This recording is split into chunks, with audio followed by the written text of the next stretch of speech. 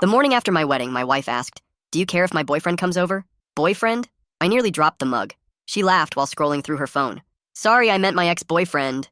He's coming over for breakfast, so maybe you should leave." The casualness in her voice made my blood run cold. She didn't even look up from her screen. Her thumb kept swiping like she was browsing Instagram instead of destroying our marriage before it had even begun. Why would I leave? Who the hell is this guy? I set the coffee down harder than necessary. The mug made a sharp crack against the granite countertop. The same countertop where we'd shared champagne 12 hours ago, where she'd sat in her wedding dress eating leftover cake and telling me how happy she was. Coffee splashed over the rim and pooled around the base, but I didn't move to clean it. Qley finally looked up from her phone with an annoyed expression, like I was interrupting something important. "It's nothing. It's just Raul. He wants to see me." "Who the hell is Raul? You've made zero mention of any Rauls." My voice was getting louder. We'd been together for 3 years, engaged for 1, married for exactly 18 hours. She'd never mentioned anyone named Raul.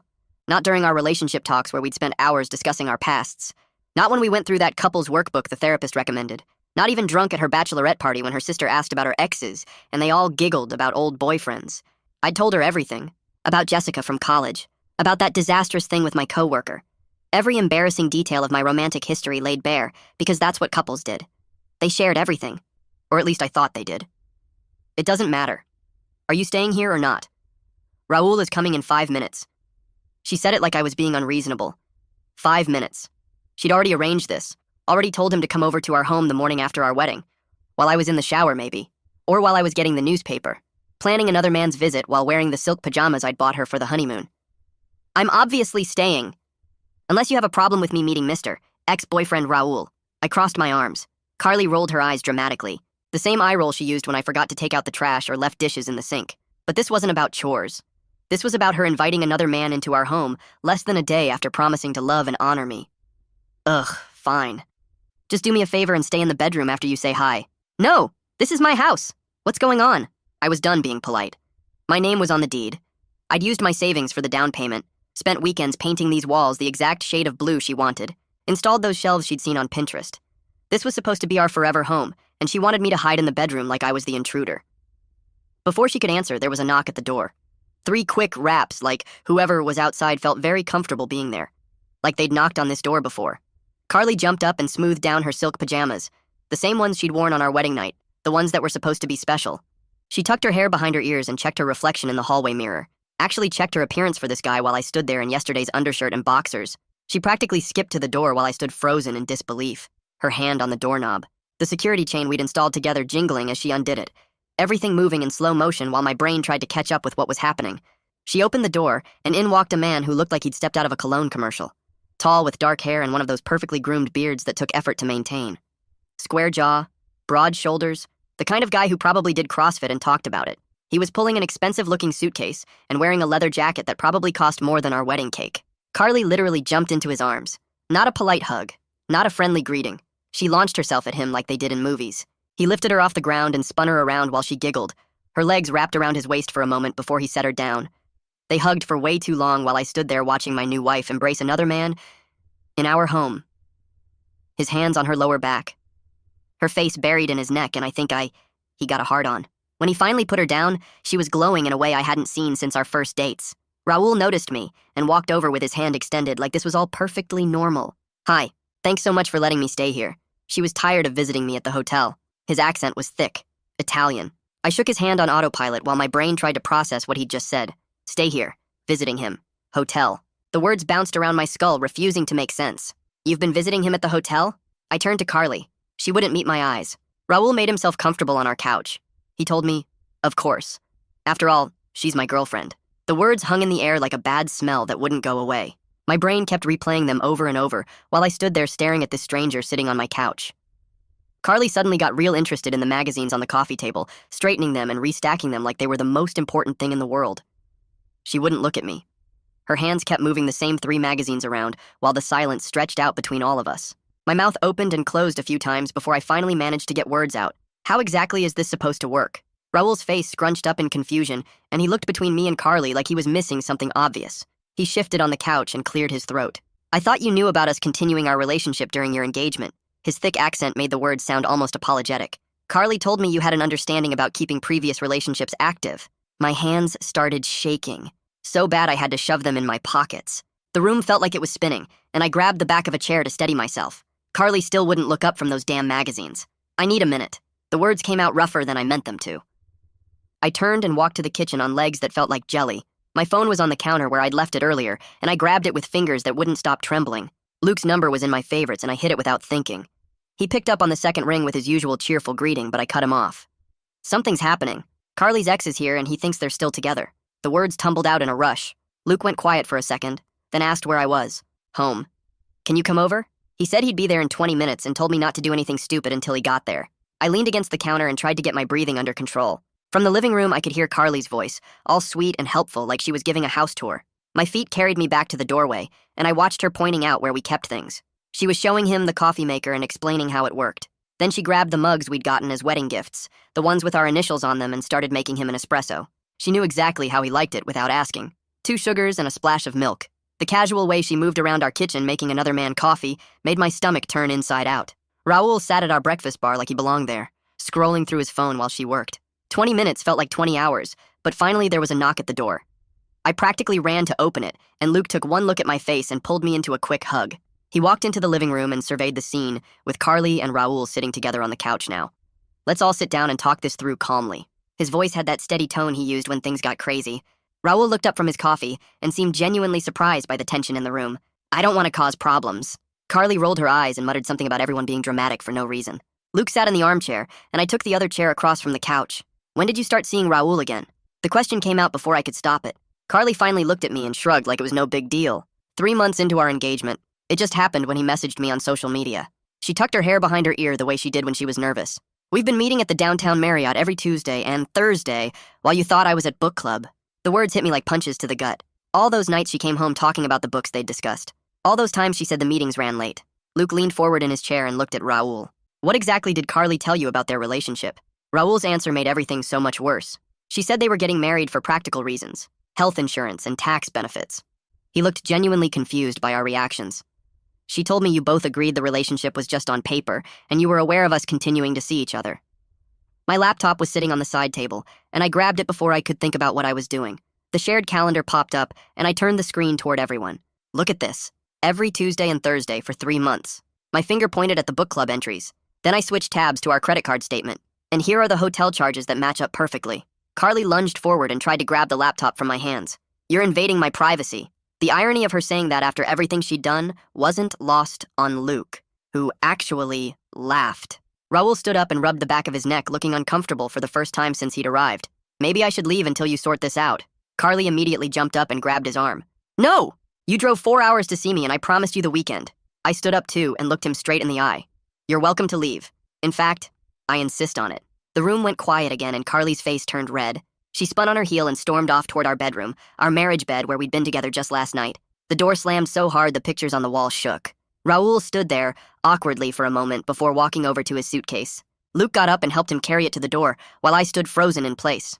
Before he left, Raul pulled out his phone and showed me his contact screen. Here's my number if you need any information about what Qley told me.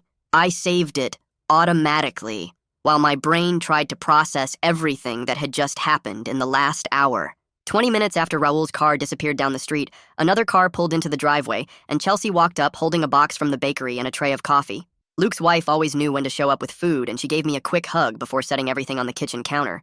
She worked as a paralegal at a firm downtown and started pulling papers from her bag while I poured coffee into clean mugs. The word annulment came out of her mouth and made my stomach drop because hearing it said out loud made this whole mess feel real in a way it hadn't before. While she explained the legal stuff, I grabbed my laptop and pulled up our Ring doorbell app to check something that had been bothering me. The footage loaded, and I scrolled back through the past month finding exactly what I was afraid of. Tuesday night 2 weeks ago showed someone arriving at 11 p.m. when I was in Chicago for that conference. The figure wore a leather jacket, and even in the grainy black and white video, I could see it was Raul walking up to my front door.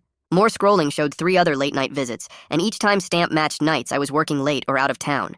My chest got tight, and I had to put the laptop down because seeing the proof made it harder to breathe.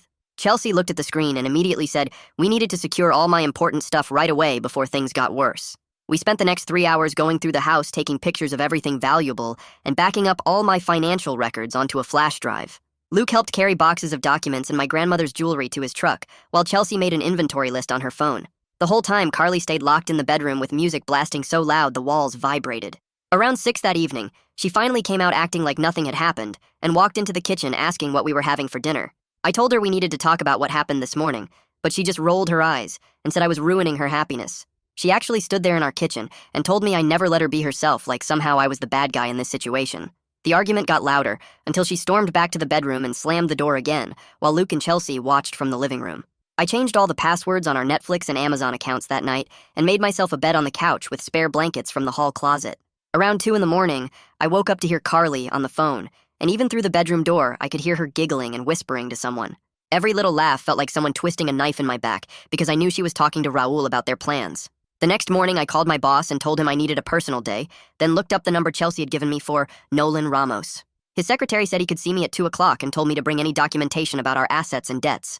The reality that my one-day-old marriage was already heading for divorce hit me hard, and I had to sit down at the kitchen table. Qley came out around noon, dressed in yoga pants, and announced she was going to her sister's house for the day. Something made me check her location on my phone after she left, and sure enough, the little dot showed her at the Marriott downtown, not at her sister's place. I took a screenshot of the map showing her location and saved it to the folder Chelsea had told me to create for evidence. Then I turned off my own location sharing, because if she wanted to play games with deception, I could play them too. The attorney's office was in a tall building downtown, and Nolan turned out to be a guy in his 50s with gray hair who'd clearly seen this kind of thing before. He explained that getting an annulment might work, since Qley had entered the marriage while lying about her relationship with Raul. The legal terms made my head spin, but he said her deception and fraud could qualify for ending the marriage without a full divorce. He gave me a stack of forms to fill out and said we'd need to document everything, including the hotel charges and doorbell footage. When I got home that afternoon, Qley's sister was sitting in my living room waiting for me with her arms crossed. She started talking immediately about how this was all just a big misunderstanding, and Qley and Raul were just friends now. I pulled out my laptop and showed her the credit card statements with all the hotel charges and watched her face change. She switched tactics and said I should be more evolved about relationships and that monogamy was outdated anyway. I told her to leave and she huffed out the door saying I'd regret this when Qley took half of everything. That night, while Qley was still out, I called a locksmith who came over and changed all the locks on the doors.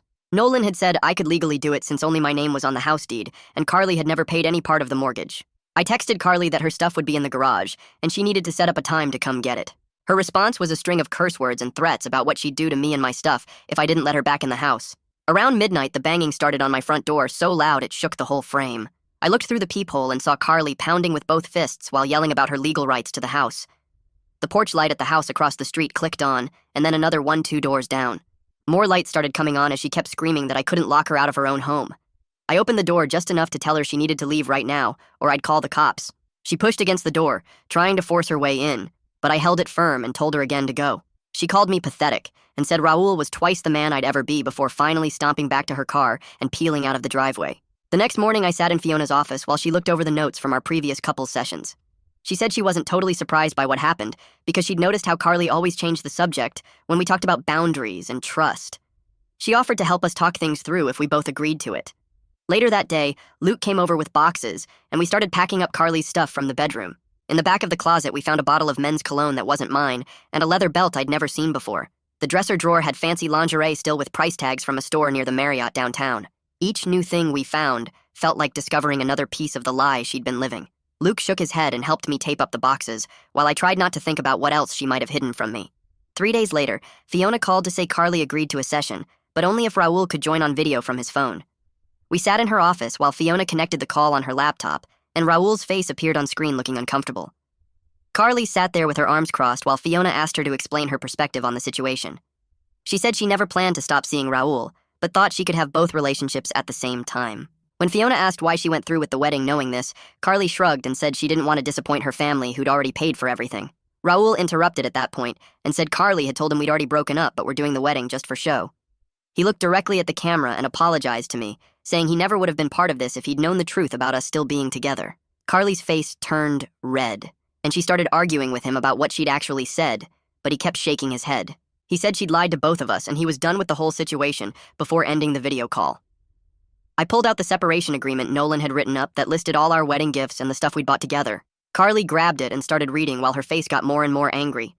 She threw it back at me and said she deserved half the value of the house, even though she'd never paid a single mortgage payment. Fiona suggested we take a break and try again another day when everyone was calmer. That night I saw Qley's posts on social media talking about toxic monogamy culture and how she was finally living her truth. She made it sound like she was some kind of hero for following her heart, but left out the part where she'd lied to everyone. My phone started buzzing with texts from friends asking what was going on and if we'd really split up already.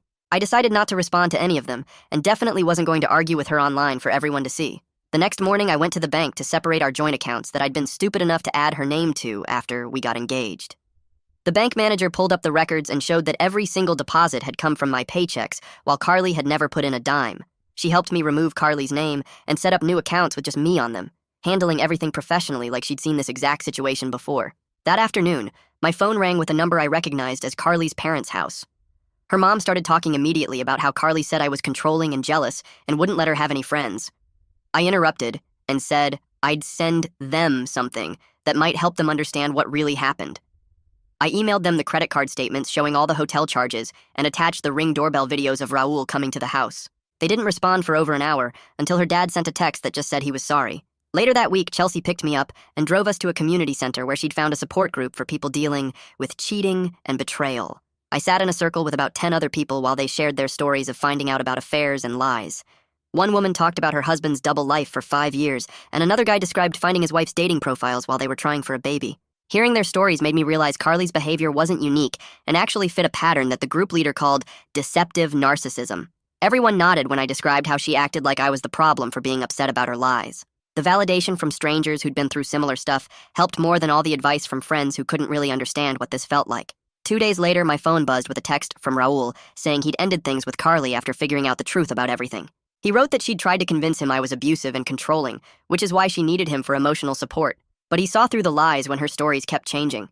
The manipulation went way deeper than I'd thought, and reading his message made me realize how lucky I was that he had enough sense to see what was really happening. I decided to get the house professionally cleaned because I needed every trace of the past few months gone from my space. The cleaning crew showed up early Saturday morning with their equipment and spent 6 hours scrubbing every surface while I supervised and pointed out areas that needed extra attention. They changed all the sheets and reorganized the closets, and somehow having fresh linens and clean floors made the house feel like mine again, instead of a place where lies had been living. My phone started blowing up with texts from Qley saying the ATM wouldn't give her more than $50 when she tried to withdraw cash. I'd already called the bank and lowered the daily limit on the card she still had because I wasn't about to fund whatever she was doing now. She sent message after message about needing money for a hotel room, and I finally responded that she should ask Raul since that's where she'd been staying all those Tuesday and Thursday nights. The second mediation session with Fiona happened 3 days later, and Qley showed up with some woman she introduced as her relationship coach, who immediately started talking about how polyamory was natural and healthy. Fiona shut that down real quick by explaining that ethical non-monogamy requires consent from everyone involved, which never happened here since I didn't know about any of it. The so-called coach kept trying to argue, but Fiona maintained her professional stance and reminded everyone we were there to discuss the dissolution of the marriage, not debate relationship philosophies. Nolan helped me file the annulment paperwork the next morning, citing fraud as the ground since Qley had entered the marriage under false pretenses. The process server found her at her sister's house that afternoon, and apparently she grabbed the papers and threw them right at his face before slamming the door, so hard the neighbors came out to see what was happening. She'd 30 days to respond, but we both knew she'd fight it just to make things difficult. Luke and Chelsea organized a get-together at their place that weekend with about 8 of our closest friends who all wanted to show support. People started sharing stories about red flags they'd noticed before the wedding, like how Qley always had her phone face down, or how she'd disappear for hours without explanation. It hurt hearing that others saw warning signs I'd missed, but it also felt good knowing I wasn't crazy for feeling like something had been off. Qley's lawyer sent her response to the annulment 2 weeks later, contesting everything, and actually demanding spousal support for a marriage that lasted less than a week. Nolan literally laughed out loud when he read it, and said this was pure desperation tactics that no judge would take seriously given all the evidence we had. We filed our response with confidence, knowing the facts were completely on our side. Going back to work felt weird at first, but when I explained the situation to my boss, she was incredibly understanding and told me to take whatever time I needed for court dates and lawyer meetings. My coworkers were surprisingly supportive too, and having the normal routine of meetings and deadlines actually helped me feel grounded again.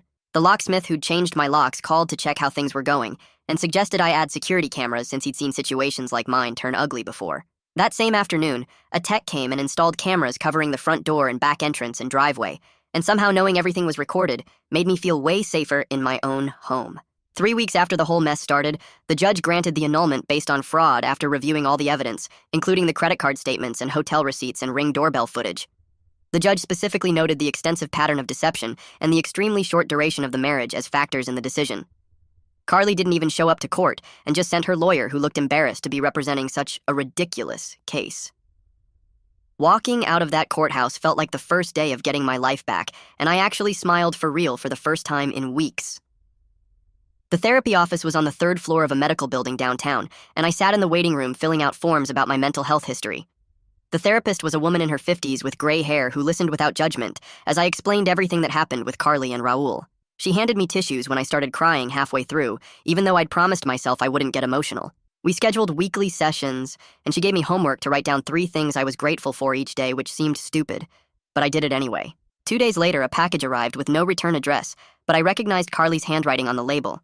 Inside was the wedding ring wrapped in a note that said, "Shove this where the sun doesn't shine," written in red marker. I drove straight to the jeweler who'd sold it to me, and he offered $800 for it, which was less than I paid, but better than nothing. The money went into a new savings account I labeled Freedom Fund for a trip I wanted to take alone. My sleep got better gradually, and after 3 weeks I stopped waking up at 2 a.m. thinking about finding them together. The house started feeling normal again instead of like some crime scene I had to live in.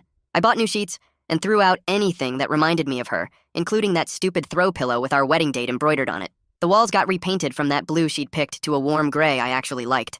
I hung up concert posters from bands she'd always hated and put my guitar back in the living room where she'd banned it. My phone buzzed one morning with a message from Raul saying he wanted to thank me for exposing the truth about Qley. He explained she'd tried to get him back after the annulment, but he recognized her manipulation tactics now and blocked her. He mentioned starting therapy himself and wished me well before saying we probably shouldn't stay in contact. I deleted his number and felt one more weight lift off my shoulders. The travel agent helped me book a week in Costa Rica at an adventure resort with zip lining and whitewater rafting. Qley had always called those kinds of trips boring and insisted on beach resorts where she could take Instagram photos. The flight was smooth, and the first morning I stood on a platform 100 feet up in the rainforest canopy. The zip line stretched out through the trees, and my hands shook a little as they hooked me up to the cable. Flying through the air with monkeys calling from the branches felt like freedom in its purest form. Every activity that week pushed me out of my comfort zone in the best way possible. Coming home from the trip, my house felt welcoming instead of empty for the first time since everything exploded. Work picked up with a new project that kept me busy and engaged instead of dwelling on the past. The hiking group I joined through a coworker met every Saturday morning at different trails around the area. Most of the people were divorced or single, and nobody asked too many personal questions, which suited me perfectly. My routine settled into something comfortable with therapy on Wednesdays and hiking on weekends and work keeping me focused during the week. Luke texted asking if Chelsea and I could come over for dinner because they had news to share. Their dining room table was set with the good china, and Chelsea kept touching her stomach in that way pregnant women do. They announced the pregnancy, and then Luke asked if I'd be the godfather to their kid. Chelsea said they wanted their child to know someone who stood up for what was right even when it was hard. My eyes got watery, and I had to look away for a second before accepting their offer. 8 weeks had passed since my 18-hour marriage imploded, and somehow I'd survived it all. The house payment came out of my account alone, just like before she'd moved in. My credit score recovered from the hits it took during the wedding planning chaos. The therapist helped me see the red flags I'd ignored and how to spot them earlier next time. Looking at my life objectively, it was actually better than before I'd met Qley in almost every way. Well, folks, that's it from me today. Thanks for sticking with me and letting me throw my thoughts and questions out there along the way. I really appreciate it. Like the video, it helps more than you think.